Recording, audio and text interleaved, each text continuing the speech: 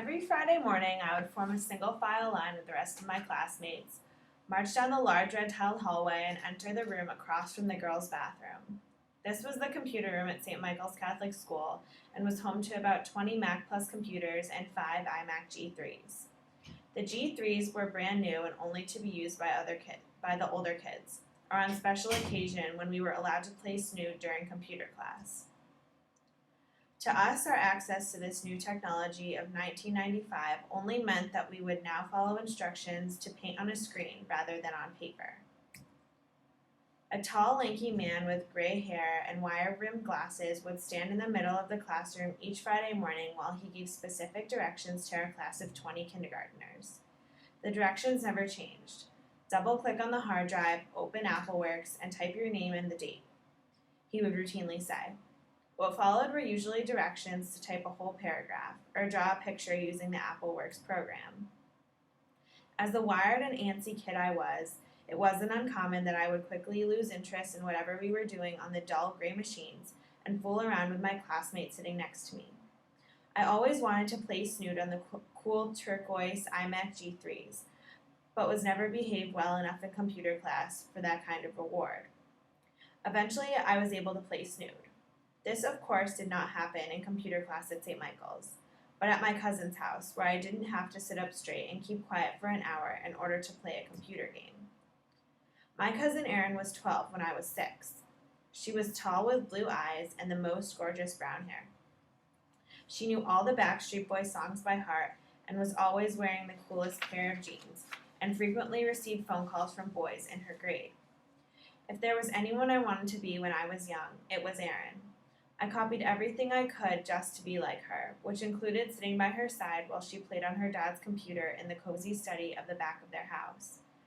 Slouched in a beanbag chair, I gazed up at Erin as she played solitaire, Minesweeper, or created something in paint. Erin would always give me a turn to play Snood or use paint, and I never thought that computers were used for anything else. This changed when I noticed Erin stopped getting phone calls from boys and started talking to them using the computer. It was a Friday night in October of 1998, and my mom and aunt were doing their usual sitting and chatting at the kitchen table. I did my routine wander around the house to find Erin. Walking down the hall to the study, I could hear someone typing on the computer. I peeked my head in and was surprised to see Erin sitting in front of the computer not playing Minesweeper. While I pulled up the beanbag chair, a man with a weird voice shouted, "You've got mail," and Erin stopped typing. After a few clicks of the mouse, she read something on the screen and burst into laughter. "What's so funny?" I asked her. Brian's cat just jumped on the counter and spilled the whole coffee pot on the ground. His mom freaked out. Erin giggled as she continued to type feverishly. "I'm telling Brian you say hi." "Okay," I answered back, casually masking my confusion. I watched Erin type messages back and forth to Brian and a few of her other friends. I had no idea what the windows were that she was typing into or who the man was who kept telling her that she had mail. However, I wanted to talk to my friends just like Erin was talking to hers. I admired Erin chatting with her friends via the computer a few more times before I asked her what it was called. "It's my email, Keegs," she said as she scrolled through her inbox, showing me all the messages she had sent and received in the past few days. My reading skills weren't the best, but after staring at the screen, I managed to decipher America Online, the words that were always at the top of the screen when Erin was in her email. I begged my mom to let me get an email.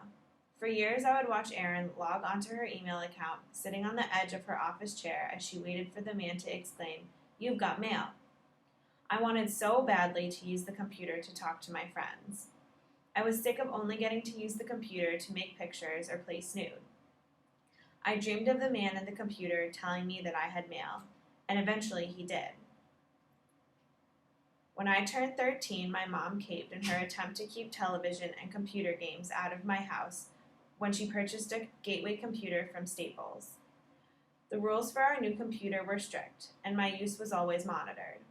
I was finally allowed to get an email, but at this point, that's not all I was signing up for. The AOL account came with an email and an instant messaging account. Erin had also taught me about instant messaging, which was basically email, but faster. Plus, you could now send smiley faces. I was Soccer Chick 2394. My buddy list started small, but I remember the summer before my 16th birthday, I bragged to my best friend that I had a buddy list with 72 buddies. I was cool, and I had the buddy list to prove it. Months later, MySpace came into the conversation among my friends, and I. Absolutely not, was my mom's response to my mention of getting a MySpace. So, being the rule breaker that I was during my early teenage years, I created a MySpace, but never accessed it on my home computer. Using my friends' home computers, I used MySpace as I uploaded photos and frequently changed my status to let others know of the kind of mood I was in or what I was doing. I canceled my MySpace account the day my best friend convinced me of a new and better social network. I transformed into a Facebook user, but this time I begged my mom until she allowed me to get an account with her permission. Accessing Facebook from home didn't only make my online activity easier and more frequent, but it quickly became a hub of photo albums, excessive amounts of status updates, and Facebook Instant Messenger that fed my addiction to the internet and kept my fingers at the keyboard. The separate emails I watched my cousin send to her different friends could now be condensed, and my friends and I were able to all contribute to a message thread. Today, in my pocket, I carry my email, Facebook, AOL Instant Messenger, as well as pictures of my mom and I from when I was in elementary school, and even Snood for when I get extra bored. This is all on my BlackBerry that I use to text, email, or shop on roughly every 10 minutes throughout the day. Computer and writing scholars Gail E. Howisher and Cynthia L. Self address several ideas and concepts relating to how one's background influences their digital literacy. My digital literacy advancements could easily be placed in the context of their article, Becoming Literate in the Information Age, Cultural Ecologies, and the Literacies of Technology. Among several points they make about the formation and expansion of digital literacy, they spotlight the misconception of digital literacy within an educational institution. Schools are not the sole and often not even the primary gateways through which people gain access to and practice digital literacies. English composition teachers often have little connection to and a limited understanding of the range of literacy practices that happen in digital environments reached through other gateways. Howisher and Self, page 644.